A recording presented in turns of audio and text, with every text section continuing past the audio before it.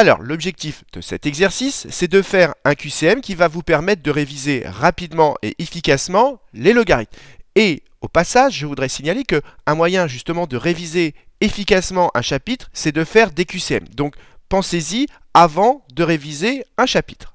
Donc maintenant, je vous laisse chercher, donc appuyez sur pause, cherchez bien cet exercice, puis seulement après avoir bien cherché, regardez la correction.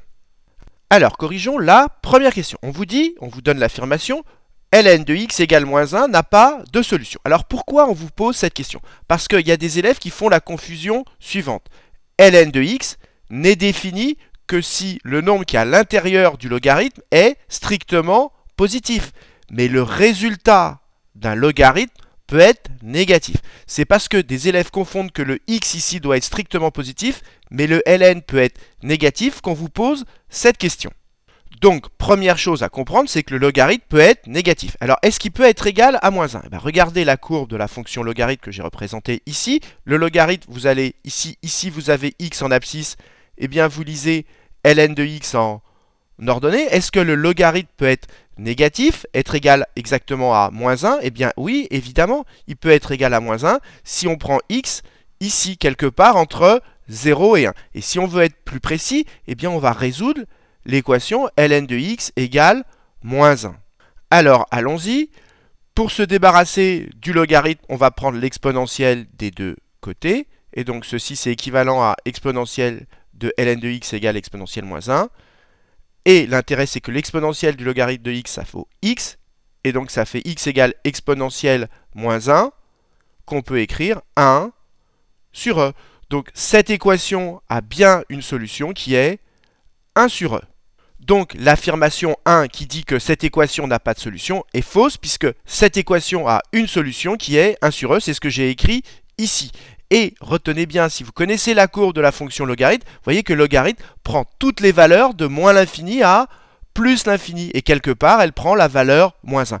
Donc surtout, ne faites pas la confusion. La fonction logarithme est définie uniquement sur l'intervalle 0 exclu plus l'infini. Elle est définie que pour x strictement positif, mais les valeurs que prennent le logarithme, ce sont toutes les valeurs de l'intervalle moins l'infini à plus l'infini. Donc un logarithme peut être négatif, mais le nombre qui est à l'intérieur du logarithme doit être positif. Il faut absolument ne pas faire cette confusion. Alors corrigeons la deuxième question. Cette fois-ci, on vous dit si u est positif, alors ln de u est aussi positif. Alors, est-ce que c'est vrai ou pas? Alors d'abord, pourquoi on vous pose cette question? Parce qu'on le voit parfois dans des copies. Donc c'est là encore une erreur que font parfois certains élèves. De toute manière, ln de u, u doit être strictement positif, parce que sinon, le logarithme n'est pas défini. Mais regardez, si vous connaissez là encore la courbe de la fonction logarithme, si vous prenez u entre 0 et 1, je vais le faire en rouge, si vous prenez u entre 0 exclu et 1, eh bien ça correspond à cette partie-là de la courbe, et donc vous avez ln qui est négatif. Donc cette affirmation est complètement fausse. Si vous prenez un nombre compris entre u compris entre 0 et 1, eh bien vous aurez le logarithme de u qui sera plus petit que 0. C'est ce qu'on voit ici. Si je prends u entre 0 et 1, eh bien son image qu'on lit sur l'axe des ordonnées, par exemple si je prends u ici, je lis ln de u là, et voyez bien que ln de u est négatif si on prend u entre 0 et 1. Et donc on écrit que cette affirmation est fausse parce que si on prend u entre 0 et 1, ln de u est négatif. Ou encore, vous pourriez prendre une valeur précise, par exemple u égale 0,5, c'est bien un u positif. ln de 0,5, si vous le calculez avec votre calculatrice, vous verrez que le logarithme de 0,5, c'est un nombre qui est négatif. Donc faites bien attention, u doit toujours être strictement positif pour pouvoir parler du logarithme de u, mais ln de u peut être négatif, même si u évidemment est positif. Alors corrigeons la troisième question. On vous affirme que ln de x carré peut être négatif. Attention, peut être, ça ne veut pas dire que ça l'est tout le temps, ça peut être négatif. Alors pourquoi on vous pose cette question? Là encore parce qu'on voit souvent dans les copies que ln de x carré c'est toujours strictement positif, parce qu'il y a des élèves qui pensent que comme x carré est positif, ln aussi. Mais il suffit que x carré soit compris entre, là encore, entre 0 et 1, et si le nombre est toujours compris entre 0 et 1, eh bien le logarithme sera négatif. Donc prenons un nombre compris entre 0 et 1, prenons par exemple 0,5, son carré vaut 0,25. Et donc ln de 0,25, c'est bien négatif. Donc ln de x carré peut bien être négatif. Donc cette affirmation est bien vraie. Et donc on écrit sur sa copie que cette affirmation est bien vraie parce qu'on nous demande est-ce que ça peut être négatif. Donc il suffit de donner un exemple. Si x par exemple vaut 0,5, x carré, 0,5 au carré, ça fait 0,25. Et donc ln de x carré, ça fait ln de 0,25. Et là encore, comme vous prenez un nombre entre 0 et 1, le logarithme va être négatif. Donc ln de x carré, il faut bien en avoir conscience, ça peut être négatif. Alors, corrigeons la question 4. On vous affirme que pour x strictement positif, ceci est toujours plus grand que cela. Et on vous demande si cette affirmation est vraie. Alors déjà, il va falloir essayer d'arranger ceci, parce que si on veut arranger, il nous faut que des ln de x pour que ça se simplifie. Alors, vous devez savoir que ln d'un produit, ln de a fois b, c'est égal à ln de a plus ln de b, sous réserve évidemment que a et b soient strictement positifs. Donc ln de 2x, si on applique cette règle, ça fait ln de 2 plus ln de x. Et donc, comme nous, on nous affirme que ceci est plus grand que cela, eh bien, au lieu d'écrire ln de 2x, je peux écrire ln de 2 plus ln de x.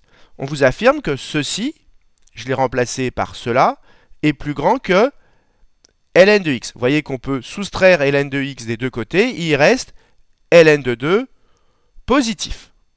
Donc qu'est-ce qu'on a démontré? On a démontré que cette inégalité qu'on nous donne, eh bien, elle est équivalente, si on remplace ln de 2x par ceci, elle est équivalente finalement à celle-là et finalement à ceci. Et la question est, est-ce que ln de 2 est strictement positif? Bien oui, parce que 2 c'est plus grand que 1.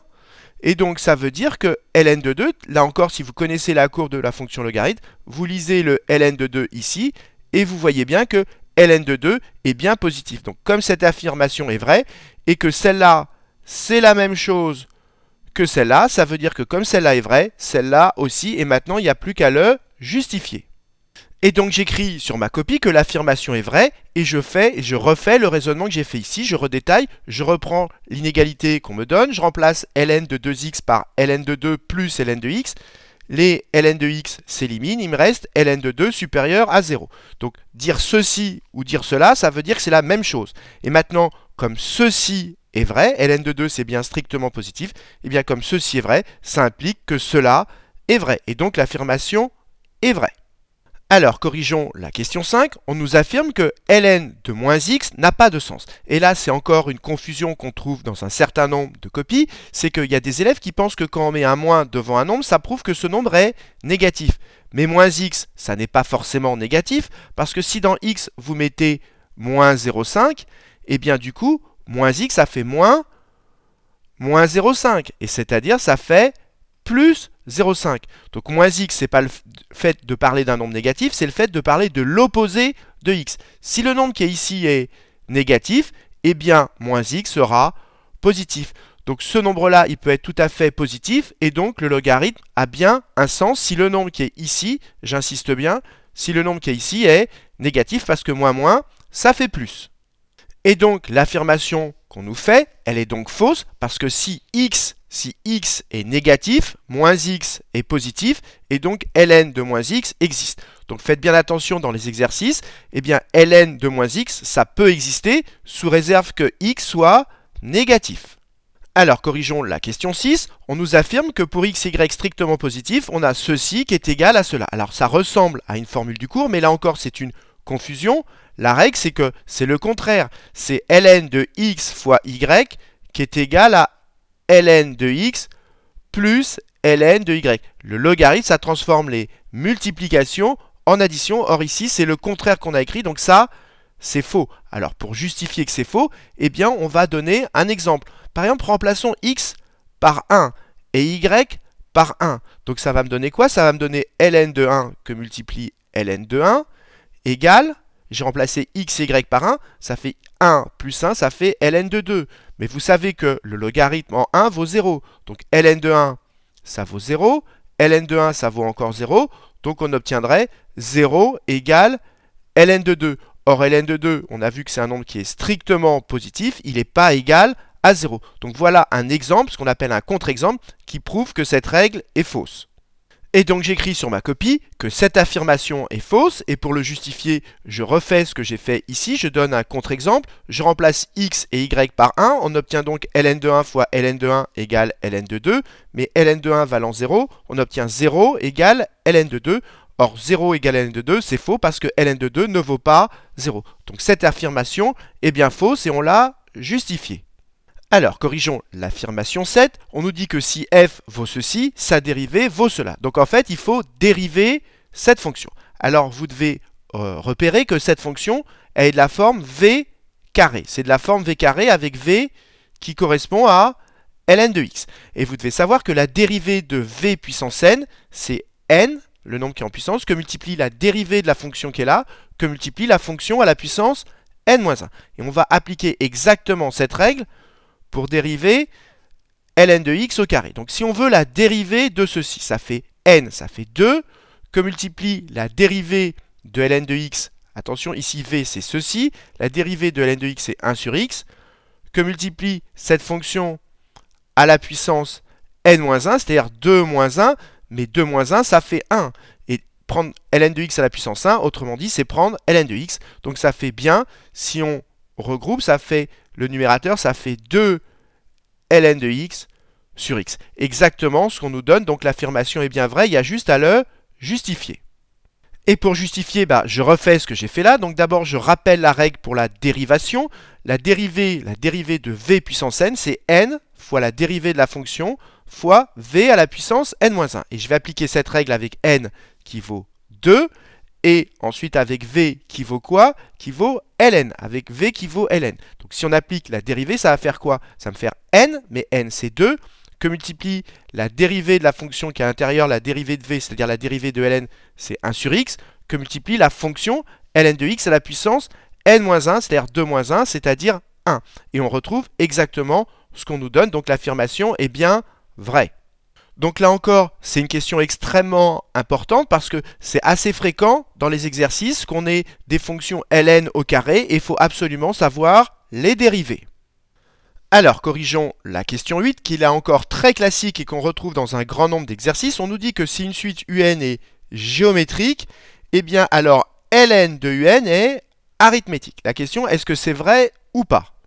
Alors, il suffit de traduire l'énoncé. Ça veut dire quoi que un est géométrique? Ça veut dire qu'elle s'écrit sous la forme u0 fois q puissance n. Et on nous précise que u0 c'est strictement positif et que q, la raison, est également strictement positive. Du coup, la suite un est strictement positive.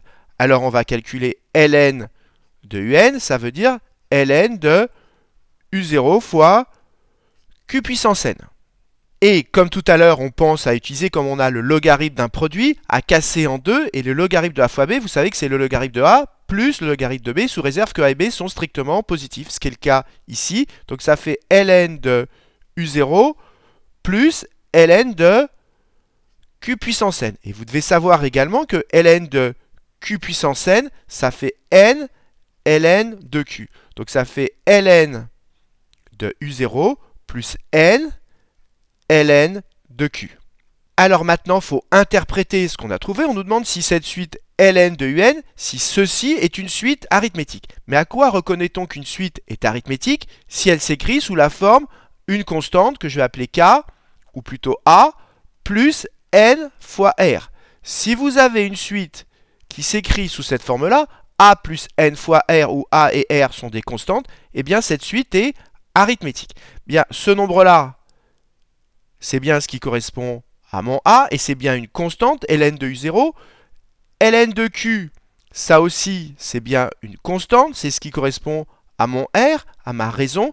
Et donc ceci, je l'écris ici, c'est bien de la forme a plus n fois r, avec a qui vaut ln de u0 et r qui vaut ln de q, qui sont bien des constantes. Donc ici, on a bien une suite arithmétique. Donc une suite géométrique, quand vous prenez le logarithme, elle est transformée en suite arithmétique. Ça, c'est un résultat qu'on utilise très souvent. Et donc, on commence par écrire que l'affirmation est vraie, et pour le justifier, on refait ce qu'on a fait là. Si un est géométrique, ça veut dire que un s'écrit u0 fois q puissance n. Et donc, ln de un, c'est ln de u0 fois q puissance n, on a le droit de l'écrire parce que ici u0 c'est positif et q puissance n aussi. Et donc ça fait ln de u0 fois q puissance n, ça fait ln de u0 plus ln de q puissance n, on l'a expliqué. Et ceci on le transforme en n ln de q. Du coup on se retrouve avec tout ceci. Ln de u0 vous l'appelez a, ln de q vous l'appelez r. Et donc finalement on a quelque chose de la forme a plus n fois r, avec a et r qui sont des constantes. Et vous savez qu'une suite géométrique, pardon, une suite arithmétique, c'est une suite qui s'écrit sous la forme, par exemple, v0 plus nr. Donc ça, c'est votre v0 entre guillemets, et ça, c'est votre raison, le r. Donc ici, on reconnaît une suite arithmétique. Donc la proposition est bien vraie.